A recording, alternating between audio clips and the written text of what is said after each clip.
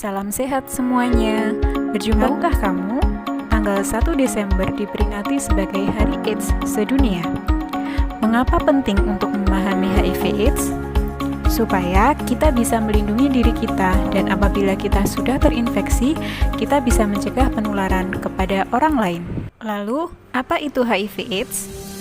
HIV adalah singkatan dari Human Immunodeficiency Virus, yaitu virus yang menyerang sistem kekebalan tubuh manusia. Tubuh kita memiliki kemampuan untuk melawan benda atau makhluk asing melalui sistem kekebalan tubuh. Perlawanan terhadap benda atau makhluk asing tersebut biasanya dilakukan oleh sel di dalam tubuh manusia yang disebut sebagai sel CD4. Setelah masuk ke dalam tubuh kita, HIV menginfeksi sel CD4 dan terus menggandakan diri. Kemudian, HIV baru hasil penggandaan menginfeksi sel CD4 lain dan siklus ini terus berjalan. Saat HIV menggandakan diri, sel CD4 dirusak dan menjadi tidak efektif dalam memerangi infeksi yang masuk ke dalam tubuh. Jika hal tersebut dibiarkan, maka akan timbullah AIDS.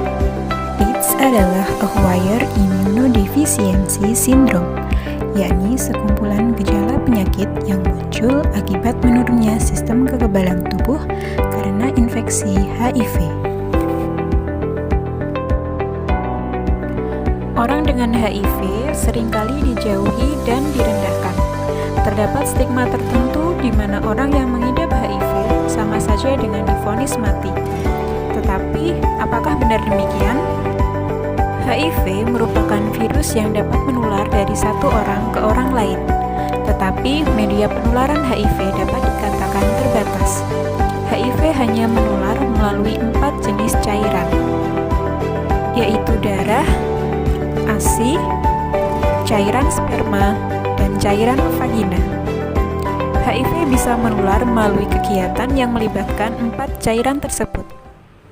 Misalnya melalui penggunaan peralatan suntik yang tidak steril seperti pada pengguna narkoba jenis suntik, jarum tato tidak steril, berhubungan seks berganti-ganti pasangan tanpa kondom, transfusi darah dari donor yang terinfeksi HIV, serta dapat menular melalui proses kehamilan, kelahiran, dan menyusui dari ibu positif HIV. HIV hanya dapat hidup di dalam tubuh manusia yang hidup dan hanya dapat bertahan beberapa saat saja di luar tubuh. HIV tidak dapat menular melalui air ludah, air mata, muntahan, kotoran manusia, dan air kencing.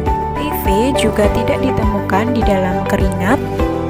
HIV tidak dapat menembus kulit yang utuh dan tidak menyebar melalui sentuhan dengan orang lain yang terinfeksi HIV, atau sesuatu yang dipakai oleh penderita yang terinfeksi HIV seperti penggunaan perabot makanan atau minuman bersamaan dan penggunaan toilet atau air mandi bergantian.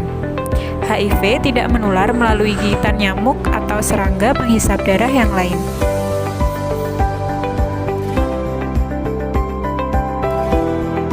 Belum ada kasus penularan HIV yang terjadi melalui kegiatan sehari-hari. Obat antiretroviral atau ARV sebagai pengobatan HIV saat ini tidak menyembuhkan penderita, namun mencegah pertumbuhan virus dalam tubuh.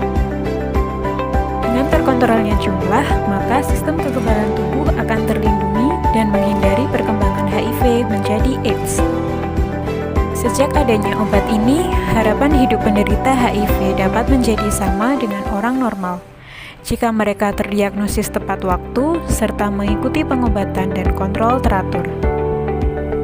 Pasangan yang positif HIV tidak langsung ditakdirkan memiliki anak yang positif HIV juga. Hal ini dihasilkan dari pengobatan yang menyebabkan jumlah virus cukup rendah sehingga tidak menginfeksi janin. Pada proses kelahiran, ibu akan menjalani proses kelahiran dengan bedah sesar, sehingga menghindari kontak dengan darah ibu. Setelah itu, bayi baru lahir akan diberikan antiretroviral untuk mencegah kemungkinan virus yang masuk saat kelahiran. Hasilnya, dalam situasi seperti ini, kesempatan bayi untuk tertular HIV dari orang tuanya diperkirakan kurang dari 1 dari 100. Memang kesetiaan kesetiaan berobat adalah kunci untuk menghindari perkembangan infeksi HIV menjadi AIDS. Tetapi, stigma sosial dari masyarakat yang ada menghalangi penderita untuk datang berobat rutin. Mungkin hal ini dapat dirubah dari diri kita sendiri. Memberikan dukungan dapat merubah kehidupan banyak penderita HIV untuk berani berobat dan menjalani kehidupan